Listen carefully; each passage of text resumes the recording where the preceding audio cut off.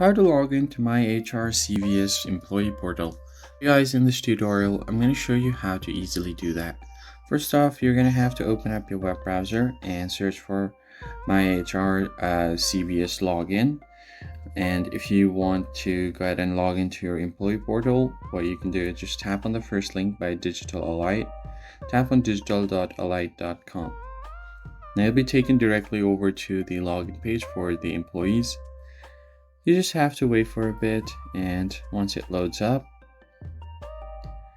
you'll have an option to go ahead and log into your CVS account. So if you're a former CVS Health or a former Minute Clinic colleague, you will be able to log in here. So just go ahead and enter your user ID and then your password. If you want to view your password, you can tap on show password, this check mark, and you'll be able to view it as well. In case you've forgotten your user ID or password, you can tap right here to recover it. First, provide your last 4 digits of your social security number, and then just go ahead and enter your date of birth. Tap to continue, and then tap on continue again.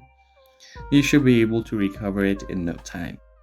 That is basically it, guys. If you found this tutorial helpful, hit the like button below and subscribe to the channel. I'll catch you guys in the next one.